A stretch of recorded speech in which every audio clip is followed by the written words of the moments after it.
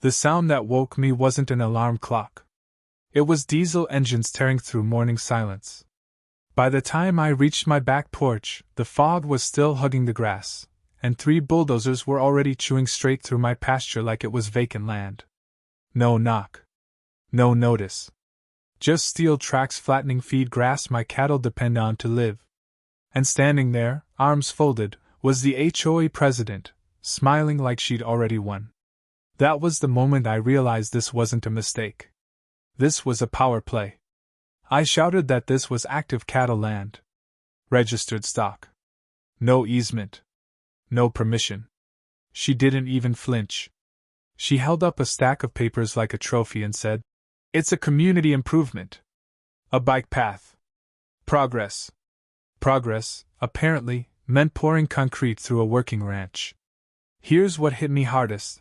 The pasture was quiet in a way it shouldn't have been. My wife used to stand right where I was, coffee in hand, counting heads as the sun came up. She's been gone a year and a half now. Cancer doesn't care about plans or timing. And that silence she left behind? It was already loud enough. The last thing I needed was an HOA deciding my grief made me weak. I've been on this land nearly 3 decades. 3rd-generation rancher. My grandfather taught me how to read cattle the way some folks read spreadsheets. I know every low spot that floods, every fence post that leans, every animal by the sound of its step. This isn't scenery. It's livelihood. But to the new neighbors? It was a backdrop. Willowbrook Heights showed up fast. 200 houses where hayfields used to be. People who wanted country vibes, without country realities. They loved the views. Hated the smells. Complained about the sounds. Paid 6 figures to live next to a ranch, and then tried to erase the ranch. And the HOA? Oh, they saw me as an obstacle. Certified letters started coming. Noise complaints about cattle at dawn. Warnings about unsightly livestock fencing. Claims that my operation was out of alignment with evolving community standards. Every letter signed by the same name. Cordelia Whitmore. HOA president. Former corporate attorney. The kind of person who thinks a rule is only real if it hurts someone. I ignored the posturing. I followed the law. I kept records. Because ranchers learn early, document everything. But this bike path? This was different. They brought surveyors. They brought contractors. And worst of all, they brought cameras. Cordelia filmed me while her crews worked, narrating like this was a victory lap. Like I was some relic refusing to step aside. What she didn't film was the other resident of that pasture. 6 years old. Over 2,000 pounds. Calm when respected. Dangerous when challenged. A bull that doesn't recognize HOA authority, legal jargon, or pastel-colored Teslas. And while Cordelia was busy celebrating her win, I noticed something she didn't. They'd built the path straight through his feeding zone. I didn't stop the construction. I didn't block the crews. I didn't raise my voice again. I just went back to the barn and let nature handle the compliance. The first thing people misunderstand about bulls is that they're angry all the time. They're not. They're territorial. And there's a difference.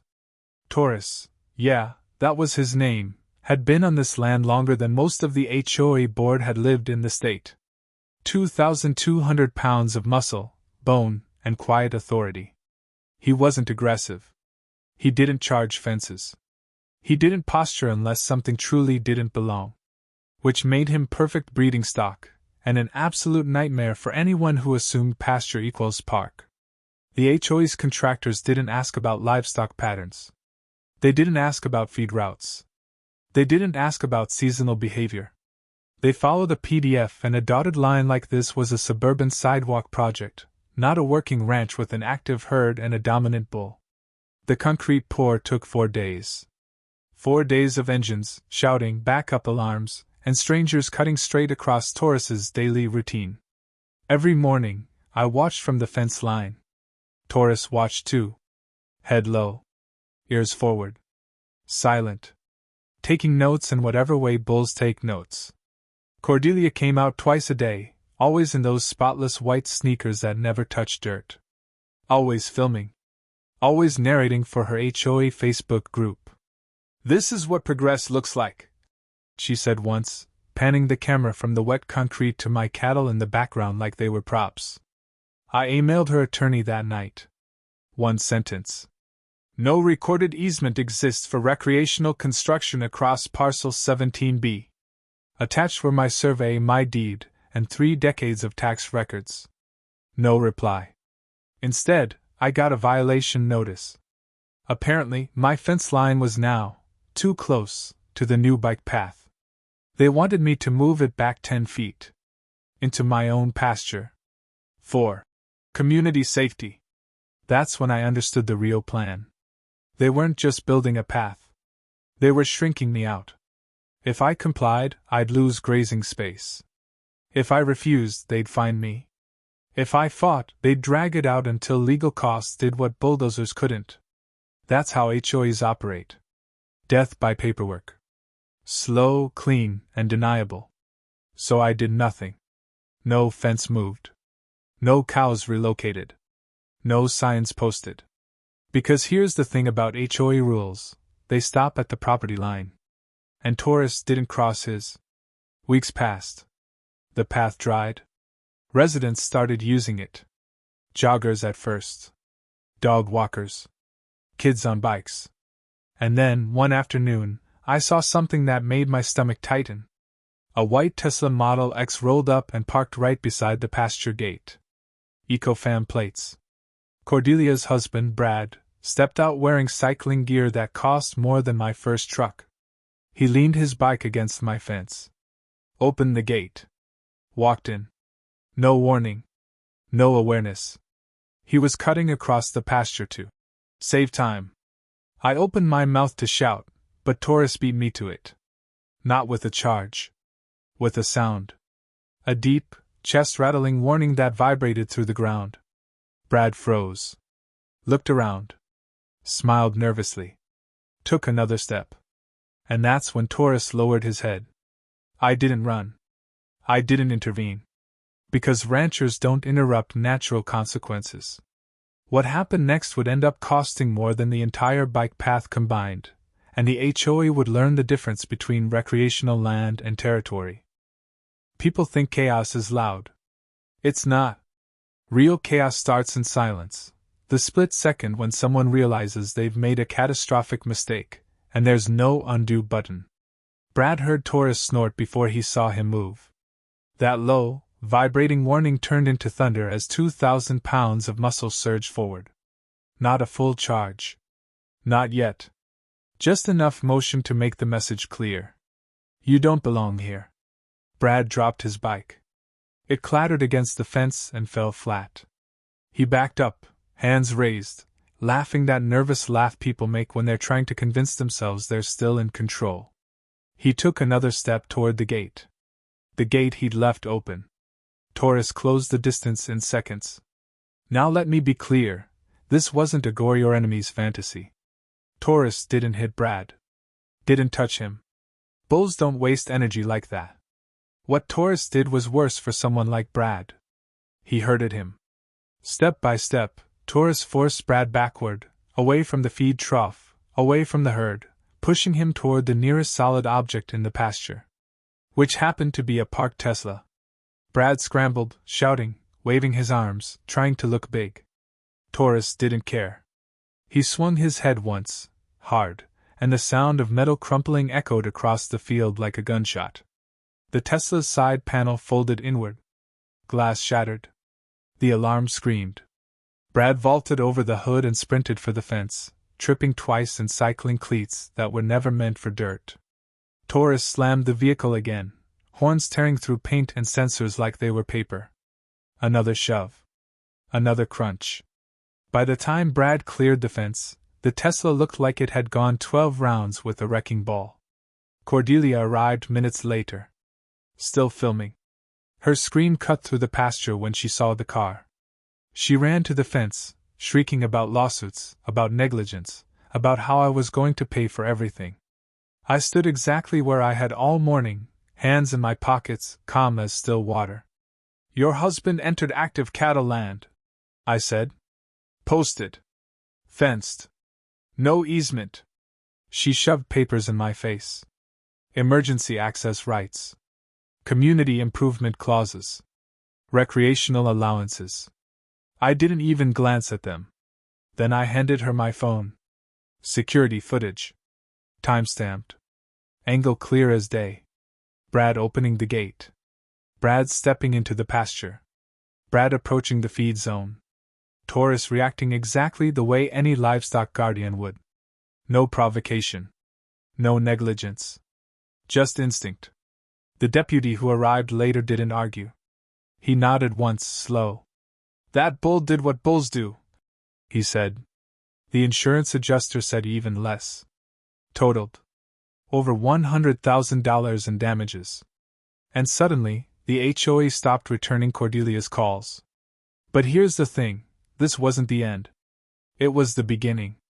Because once an HOA realizes they've messed up, they don't apologize. They escalate. 2 weeks later, I got served. They weren't just suing for damages anymore. They were claiming the bike path was now a prescriptive right. That continued cattle operations near it were a known danger. And that for community safety, the herd, specifically Taurus, needed to be removed. That's when I stopped being patient and started being prepared. There's a moment in every long fight where patience stops being a virtue and starts being a liability. Getting served changed something in me. Not anger, focus. The HOA's lawsuit wasn't really about safety. It was about control. If they could force me to remove Taurus, they could label the rest of my operation high risk. One bull today. The whole herd tomorrow. And once the cattle were gone, the land would be underutilized. That's how ranches die on paper, not in flames. I called my lawyer the same afternoon. Not some billboard attorney. A land use specialist who'd been tearing apart HOA overreach since before Cordelia learned how to weaponize Comic Sans. He read the complaint once and laughed. Not a chuckle. A full, exhausted laugh. They just admitted to trespass, he said. Turns out, by documenting and defending the bike path after the Tesla incident, the HOA had officially acknowledged it crossed my deeded land. No signed easement. No compensation. No consent. Which meant every dollar they spent pouring concrete was now evidence against them. We filed a countersuit the next morning. Trespass. Property damage. Agricultural interference. Emotional distress. Loss of use. And my favorite, reckless endangerment, for encouraging residents to enter active cattle land. That last one made them panic. The HOA board called an emergency meeting. Closed session. No residents allowed. Cordelia didn't show up to the next Facebook live stream. The bike path, once paraded like a ribbon-cutting victory, suddenly went quiet. Orange cones appeared overnight. Temporarily closed for maintenance. Maintenance, apparently, means lawyers. But they weren't done yet. A county inspector showed up unannounced a week later. Clipboard. Polite smile. Said he'd received multiple anonymous complaints about unsafe livestock conditions. Wanted to inspect the bull. I walked him straight to Taurus. The inspector took one look and stopped 10 feet back. Taurus stood broadside, calm, chewing cud like a statue carved from muscle. Tagged. Registered. Vaccinated. Fencing intact. Warning signs posted. Distance markers clear. Beautiful animal, the inspector said quietly. Then he flipped his clipboard closed. I don't see a violation. That should have ended it. Instead, Cordelia went nuclear. She petitioned the county to rezone my land as mixed recreational. Claimed the bike path had changed the character of use. That my ranch was now incompatible with the neighborhood. It was bold. Sloppy. And exactly the mistake I needed her to make. Because rezoning triggers hearings. Public ones. The notice went out to every resident, including the old families who remembered when this entire area smelled like hay and diesel, not lavender candles and HOA newsletters. Farmers, feed suppliers, vets, auctioneers, people who'd done business with my family for decades. The hearing room was packed. Cordelia arrived in a tailored blazer, carrying charts and renderings. She spoke about safety, about modernization, about how communities have to evolve. Then it was my turn. I didn't bring slides. I brought receipts. Property records dating back 50 years. Photos of the pasture before construction. Video of the bulldozers. Security footage of the trespass. Veterinary reports. Economic impact statements. And a single sentence from the state agricultural code that hit the room like a hammer. Existing agricultural operations shall not be deemed a nuisance due to surrounding development. The board members stopped taking notes. Cordelia's lawyer leaned over and whispered something urgent. And that's when I realized this fight was about to end. Not with Taurus, but with concrete. The silence after I finished speaking was louder than any argument Cordelia had made all night. You could feel it shift in the room, that moment when confidence drains out of one side and starts pooling on the other. The zoning board didn't even look at her right away. They asked me questions. Clarifying ones. Careful ones. The kind you ask when you already know where the decision is heading but want the record clean. Cordelia tried to interrupt. Once. The chair shut her down immediately. The vote wasn't dramatic. No gavel slam. No speeches. Just a calm, unanimous rejection of the rezoning petition. Agricultural use affirmed. Long-standing operation protected. Case closed. But the real damage happened after the hearing. Because public records are funny things. Once something's out there, you can't pull it back. Residents started requesting documents. The construction permits. The easement claims. The HOA's legal expenses. And when people saw the numbers, hundreds of thousands spent without approval, questions turned into anger. Turns out, most folks thought the bike path was funded by a county grant. It wasn't. HOA dues pay for it. Emergency reserves pay for the lawyers. And when the lawsuit countersuit hit the community bulletin, the phrase, special assessment, started circulating like a disease. Cordelia finally resurfaced online, posting a long explanation full of buzzwords and half-truths. Unforeseen complications. Legacy land issues. Temporary setbacks. Comments were disabled within an hour. Then the notices went out. Every household would owe an additional $4,800 to cover legal exposure. That's when neighbors stopped waving at her. The next HOA meeting was standing room only. People who never attended before showed up with printed spreadsheets and highlighted bylaws. Brad sat in the back, quiet, his arms still in a sling from his fence-jumping incident. Cordelia tried to speak. She didn't get far. Someone asked why the rancher had never been consulted. Someone else asked why they were paying for a path they could no longer use. Then someone asked the question that ended her presidency. Why did you build it on land we don't own? Cordelia resigned 2 days later. But the concrete was still there. A scar across my pasture. And while the HOA imploded internally, my countersuit kept moving forward. Mediation was scheduled. Their lawyers suddenly very polite. Very interested in amicable resolution. Here's the thing about mediation, it's where bullies try to save face. They offered to remove the bike path at their expense. Restore the pasture. Install new fencing. Pay damages. And include a confidentiality clause. I said no. Because I wasn't doing this for money. I wanted precedent. So we went to court. And the judge didn't mince words. The HOA was found liable for trespass and unauthorized development. Ordered to fully remove the path. Restore the land to agricultural condition. Compensate for lost grazing value. Pay my legal fees. And issue a formal notice acknowledging the ranch as protected agricultural land.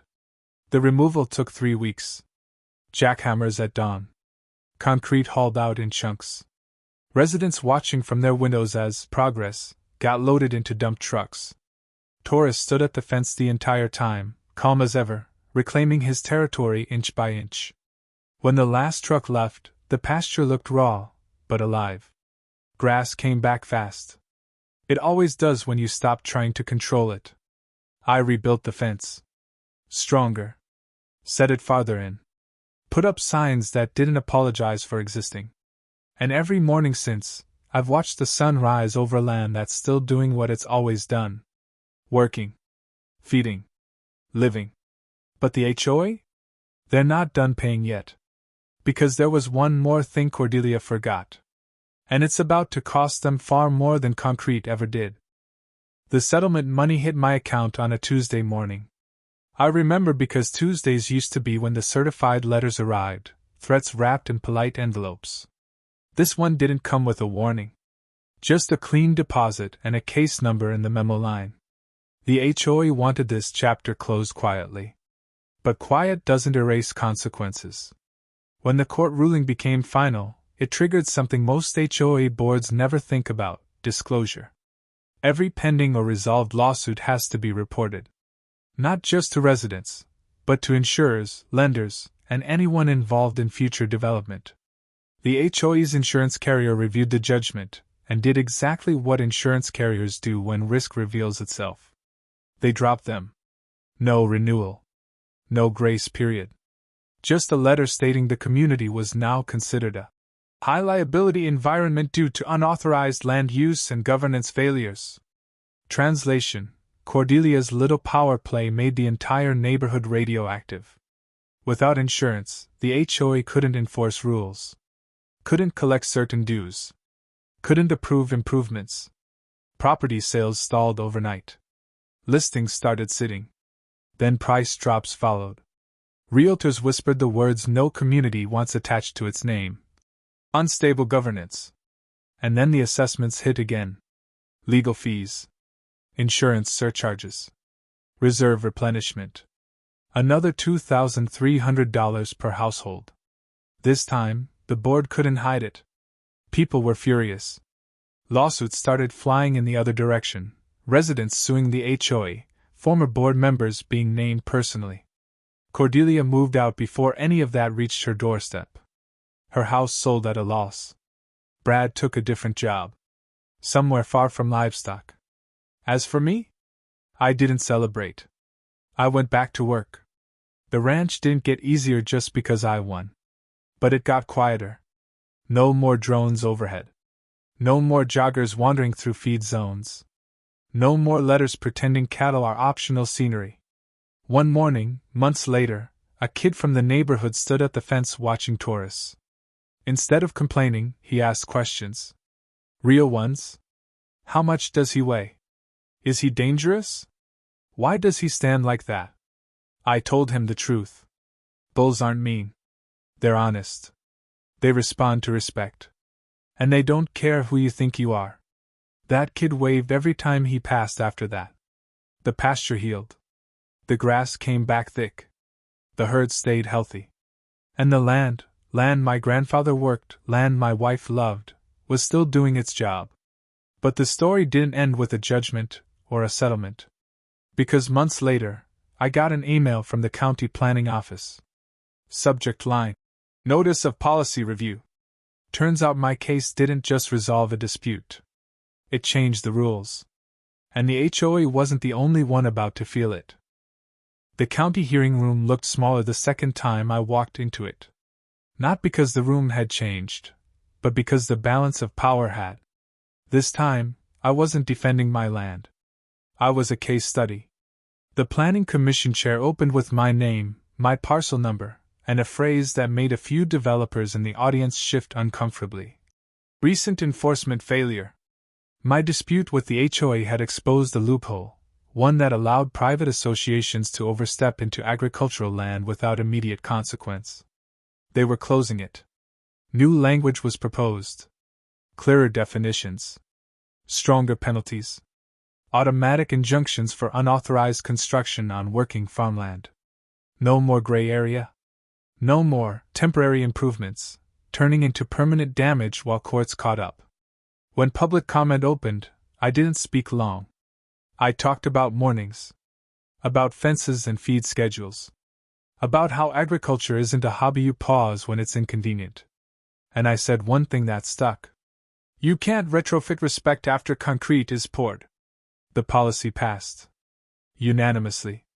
From now on, any HOA that tried what Willowbrook Heights did would face immediate fines, mandatory removal, and personal liability for board members who approved it. Not the community. Not the dues-paying neighbors. The people in charge. As I left, a county official shook my hand and thanked me for standing your ground. I told him I hadn't done anything special.